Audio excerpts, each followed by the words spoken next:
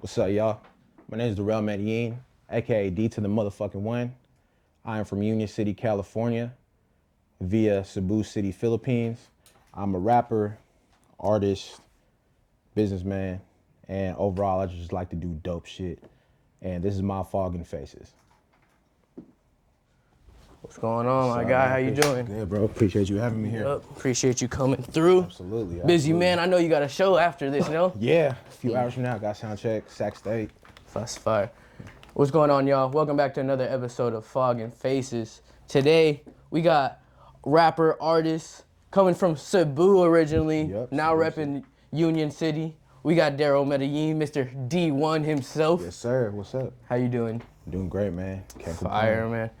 So, obviously, like I just mentioned, a lot of people may not know this just by listening to your music, but you're originally from Cebu, Yep. Philippines. So, moving from Cebu to Union City, right next to Daly City, basically, Yeah. Philippines in the Bay Area. Exactly. How was that transition for you to move from like culture to culture, but still kind of have it there with you? So I was 5 when I got here, and shit, the first friends I met were Filipino. I'm still friends with them to this day. So it was a smooth transition, and then also just like, it's a little different from Daly City. 90% of the people over there are Filipino. Union City, it's a lot more mixed. Where I grew up with Mexicans, black, white, Indian, Vietnamese, Poly, every single culture and upbringing. It was a smooth transition because I was a kid, and I feel like when you're a kid you can make friends faster. Yeah. Right. And I just goes to show what I am today. Just being cool with every kind of person and shit. I always like making friends. That's why my team's called Everyone as well too. Cause it's like just try to get everyone involved. And then doing that, when did music kind of come into play for you? Music came to play when I was in middle school. First heard the Get Rich or Die Trying soundtrack and the 8 Mile soundtrack. I think those movies came out like a year or two apart. That's when I was like, hey man, I want to be a rapper. Yeah. And so it was more like you were hearing like influences and that's what made you want to start kind of doing your own thing? Yes. Yep. But as far as like my background or like my family history of music, it has been going on since the early 1900s, I would say. So my great grandpa was a composer in the Philippines, and he actually created and composed quite a few like famous Visayan or Cebuano songs. And I mean, just learning the history from that. Long story short, my grandpa didn't get his like cut, or great grandpa didn't get his cut from the music, and then just kind of left my family in poverty in the Philippines for a long time. They did get that resolved, and then he basically got exonerated and then celebrated in the Philippines. But my music background it's been like my great grandpa did music. His son, my grandpa, was a radio host, right? And then I just felt like generation after generation it kind of traveled with me. So having that, your family's making music in the Philippines, you're making music in the Bay. Yeah. Do you feel like, or not do you feel like, do you have that support still both in like fan bases in both? Yeah. It's fun. Well, my family for sure supports me, and Yeah. I have a lot of listeners in the Philippines, right? But when I dropped Lemonade, like these guys behind like I was getting death threats. Oh shit. Like some crazy shit. Because that was like a remix of like actual Yeah, and or sampled. I sampled Jeremy Passion. Yeah. Oh, they love Jeremy Passion and shit, like Filipino Americans for sure. But I was getting death threats from the Philippines because I said like I'm from the Filipinas line, which was, you know what I'm saying? Like Yeah. I was getting death threats for that, and I was like, what the fuck?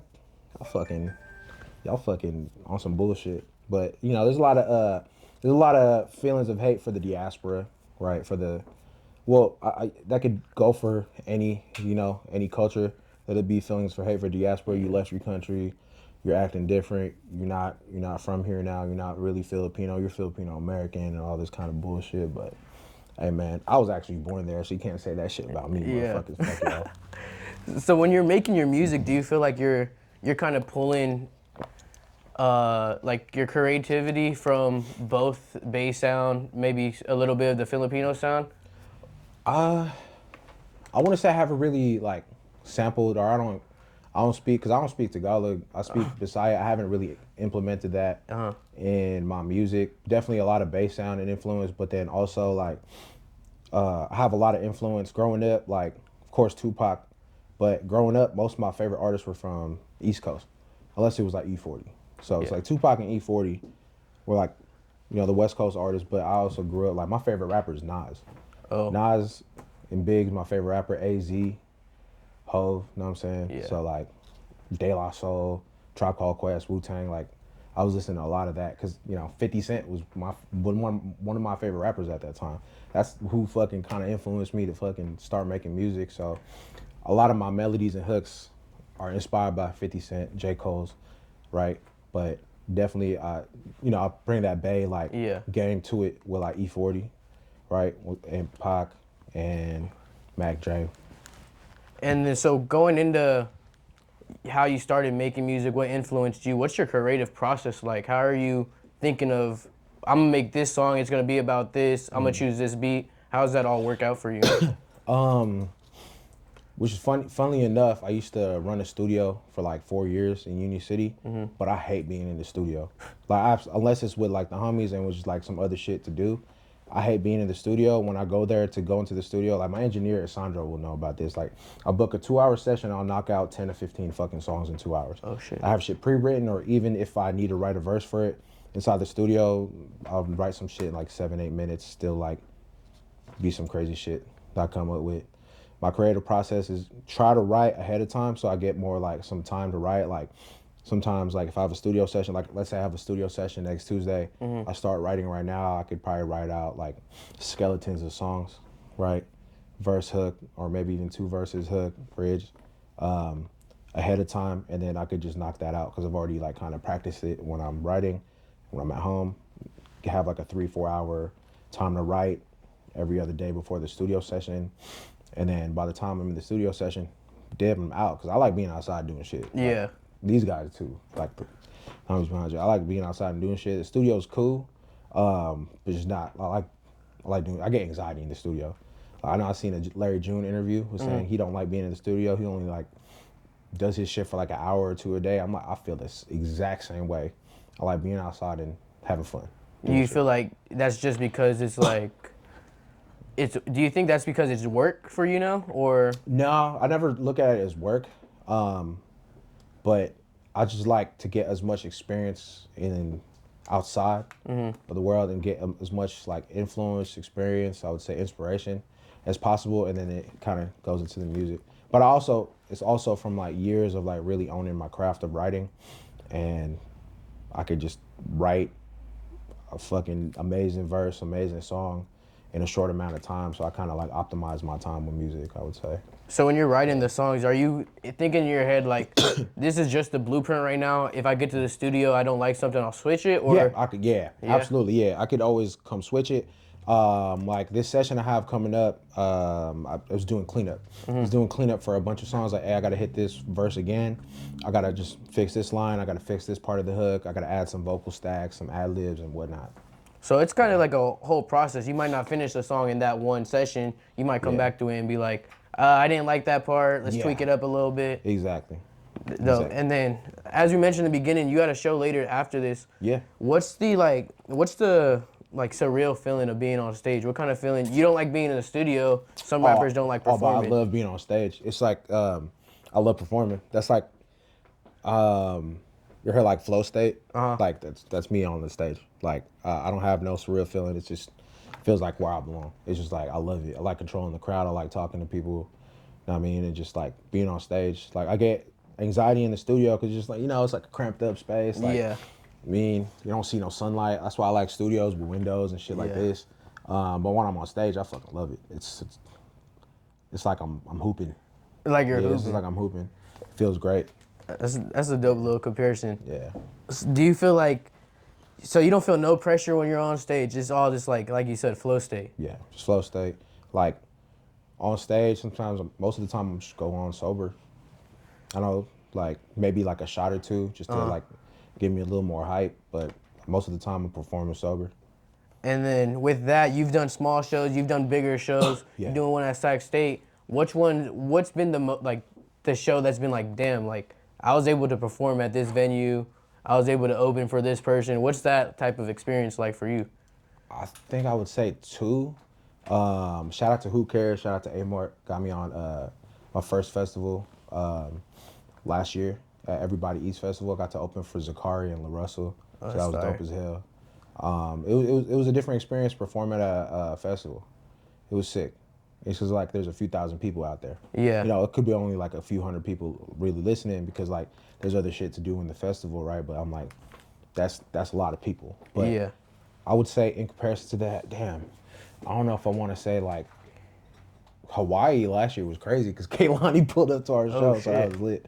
Yeah. That's dope. So that shit was lit. It was just out of nowhere. The homie Daju, shout out to Daju, said like, "Hey, Kaylani pulling up to the show." I was like, "What? Kaylani?" She's like a random Hawaiian name. She just pulled up to like watch, or yeah, she pulled up for Daju, and then he told Kaylani to pull up, and then she watched our show. That shit was lit. That's that shit fire. was crazy. Was that a little moment where you felt a little more pressure? Nah, I still don't feel. Of course, like I feel starstruck at times, but then it's just like feel like act like you've been here before kind of shit. Yeah. The only time I was really starstruck was when I met the Jacka. Damn, you met the Jacka? I met the Jacka when I was a kid. Let's go into that a little bit. That's one of my GOAT Bay Area rappers. What was that like? My favorite, man. Tear Gas, man. How old were you when you met him? I was probably like 14. Damn, so you were like old enough to really know who the Jacka was. Exactly, yeah. What was that situation like? How'd I you met meet him him? at Best Buy. What the fuck? I had a Westside Union City hat. That shit was crazy. And then I met him at Best Buy, and I was just starstruck, bro. Like, he was like, "Oh, and I'm saying, well, you from Westside Union City?" I was like, "How the fuck you know Westside Union City? That's crazy, bro." He's like, "Yeah, my partner Steve." I was like, "I don't know, Steve's like, it's all good, man." And then, you know what I'm saying, ended up buying a CD, shook his hand, that shit. Yeah, I was really starstruck being the Jacka.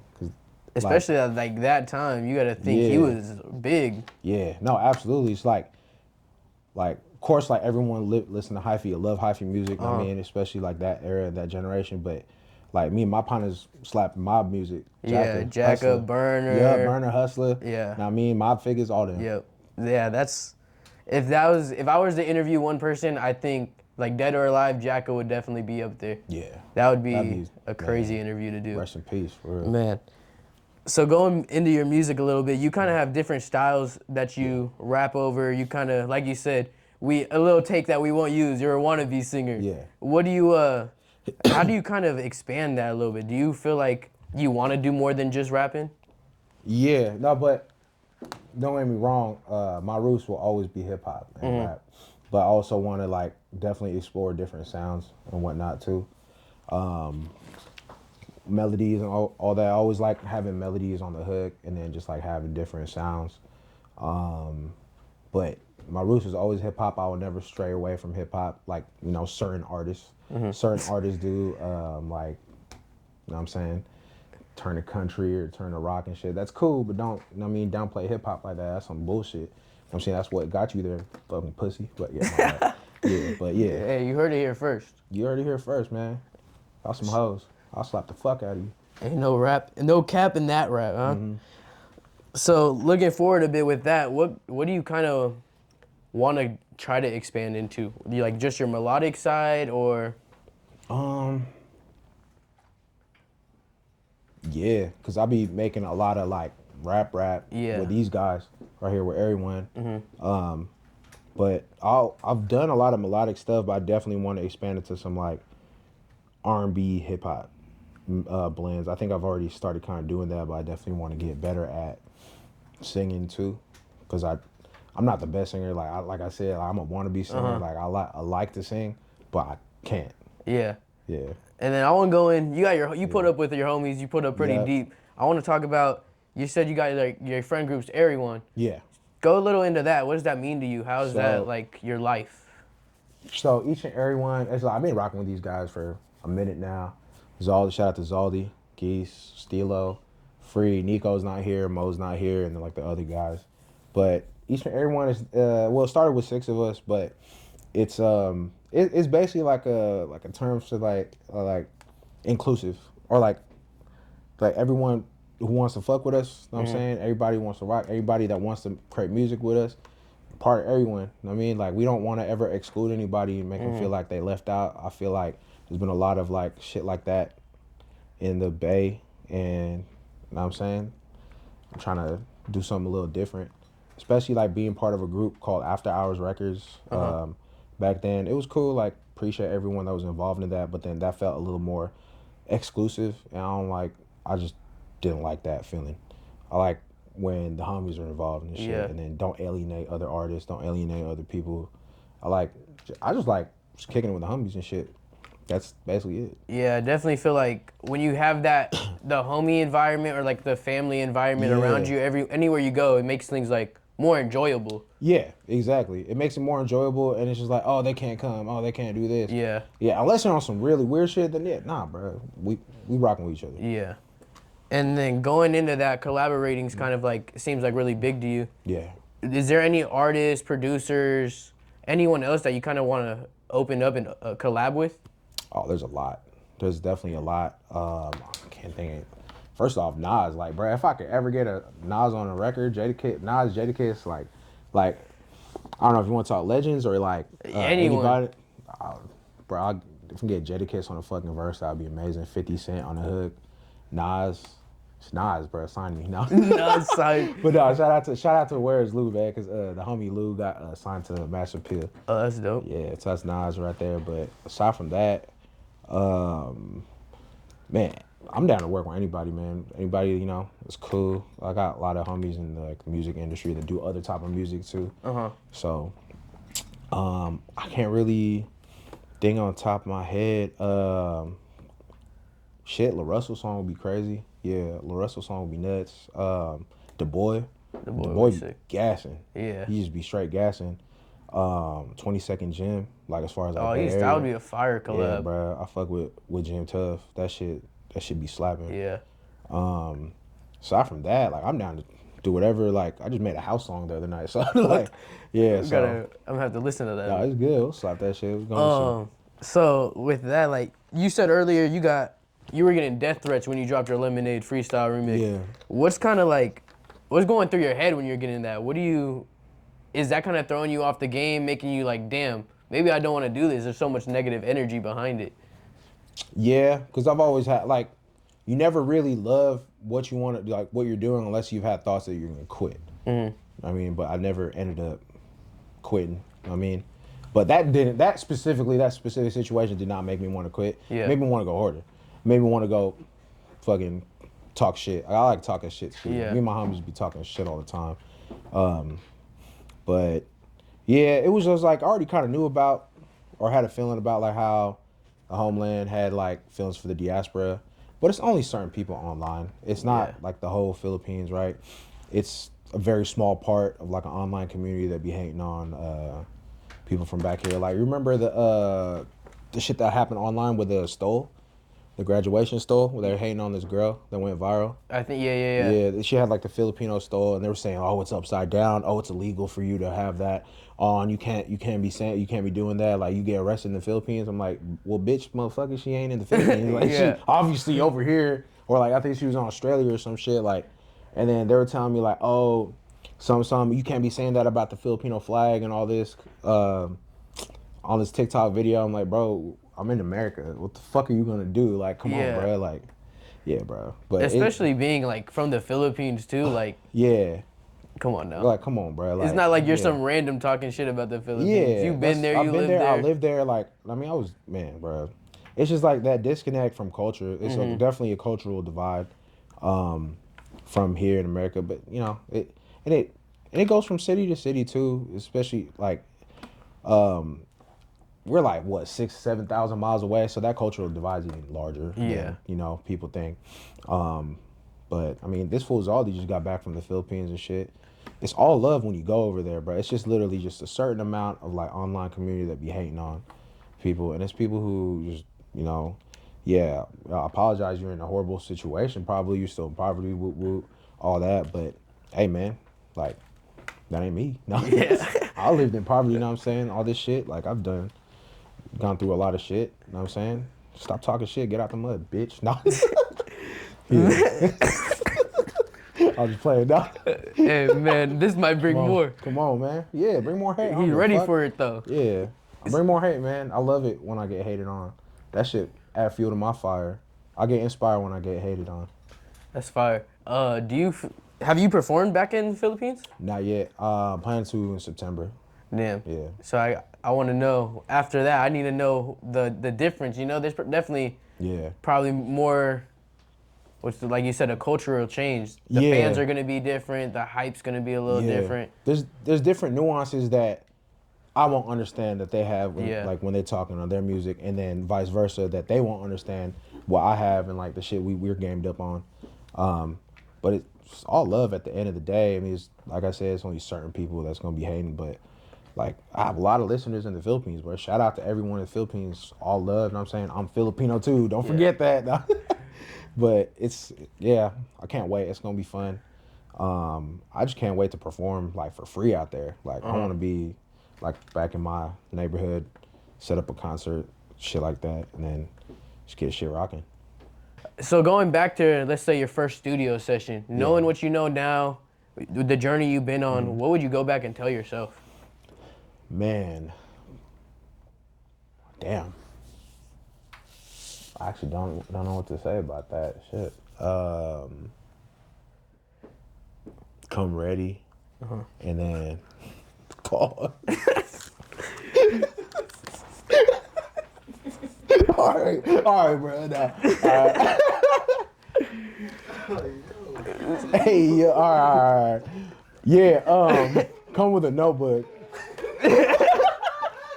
Hey, bro. Come on, all right, man. All right. Yeah, you have to keep this in there. This shit hella funny. Man. Nah, but I can't even say that word anymore, bro. Be prepared. Be prepared to come on a notebook. All over the notebook. In between the pages. All right, man. Yeah. Next question. Next question. Oh, shit. All right, well, we're coming towards the end of the interview now. Gotcha. A little, not many definitely questions. came to the end. All right, my bad. All right. Let me see. So thinking long term, Yeah. you know, you're continuing your journey, you're doing what you're doing, continue to grow. What do you feel like, what do you want your legacy to be at the end of it all? Man, like I said in the beginning, it's just like, damn, this fool did hella dope ass shit. Like, whether it is rap or clothing or, you know, just doing cool ass shit, like, that's all I really want to do is just do cool ass shit. If it's dope to me, I think that's like the number one rule in hip hop too, is just as long as it's dope. I mean, it's good, right? As long as I'm doing dope shit with the homies, family, and I mean, everybody, like, I get to meet, and then cool ass people too that want to do that shit, like, that's my legacy right there. In a short way, but yeah, I mean, like, of course, like, I have like, yeah, I want to be the greatest, all that kind of shit. I have that feeling all the fucking time. I want to be great at what I do. I also want to be the greatest of doing dope shit. If I could aspire to be that, now I mean, that would be my legacy right there. And then leading off with the last question, if say this is someone's first time hearing, seeing you, hearing of you, what would you want someone from like watching this to pull from you? Ooh, like a song specifically, or like you could mention, suggest a song, something just about you. Like, what do you think? Going off of that again, I'd say if like something about me, like, hey man, I just like to do cool shit. If you like the music, I appreciate it. If you don't like it, you know, subjective. It's on you. My thing is dope, so I like it. So I hope you like it too. And then you might, you might become a fan if you listen to a few of my songs, because it's something different for everybody. Especially with, I would say, like a wide array of different sounds that I have. And then leaving the interview there. Anything else you want to say? New music? Anything? Yeah, a lot of new music dropping. Pay 95 out right now. Do What I Like out right now. A lot of new music dropping this year. Hawaii show, free show, Oahu, May 24th. Come on, we got a tour stop, Seattle at Substation, June 20th. New York, August, Philippines, September. Shout out to Zaldi, Geese, Stilo, Free, Nico. A whole bunch of new music dropping from all of us. Shout out to each and every one. Shout out to the whole team, the Coterie Den, Max Waiki, Anthony's Kitchen, Ben Smashburger. You know what I'm saying? I gotta keep all the hubbies, but I mean, Can't leave no one out. They might get nobody hurt. at Lions Band Barbershop. I mean, everybody out. I mean, Louis. Everybody eats. Sulit. Everybody eats. Who cares? Yeah. Jubo. Everybody. Yeah, man. Yeah, I just want to say that a lot of new music, a lot of performances. Sac State today. Crazy. Yeah, man. Hey, you might see Shaq there. Yeah, bro. And hopefully not Mikey Williams. No. Shit. Who's the Mike new Bibby. coach? Mike Bibby, right? Yeah. Mike Bibby's basketball coach. Yeah. Shaq's GM for basketball. They got some football shit going on. Yeah, they got the quarterback from Georgia too. Yeah. Yeah, Sac State going up, bro. Yeah. Sac State going up. Shout out to Sac, bro. Let me know where it's good to eat at. Ooh. Some good coffee in Sac. I'm a coffee connoisseur. Yeah. This guy likes tea bags right here. He likes yeah. Ain't nothing wrong with that. Yeah, nothing wrong with the cream. You like the dice hitting your side of your face or what? All right. All right, well, with that being said, that's the end of the interview. I appreciate you coming through. Yeah. You ready to take some pictures now? Yeah, I'm down. Let's fucking do it. Yeah, hell yeah. Appreciate you, bro. Yes, Thank sir. you. Pop, pop, pop.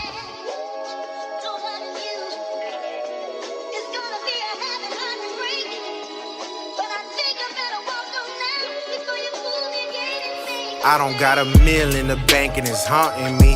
I've been worked this long, what else do you want from me? Is it my mental fucking with me? Am I scared of some? But I ain't scared of none of you fuckers, I want the funk. If you was a friend of mine, bitch, you not now. Thought you finna ride with us, you better hop out. I would've made the league during the lockout. Hoes who stayed home now, ready to pop out. I ain't gon' kill you, but you finna get socked out. Mankind, mandible claw, now you knocked out. All in this ring, I feel like I'm Steve Austin. Stone Cold stunting on these hoes, yes, he's awesome. Yeah, and it's the rock in here. People's elbow to your neck, you in rocking chair. You retired, the bad guys winning this year. Hey Chico, you better go, listen, it's here. Yeah. Yeah. Who's in the bag? Yeah. Now, I ain't gotta tell you that my time is now. Already.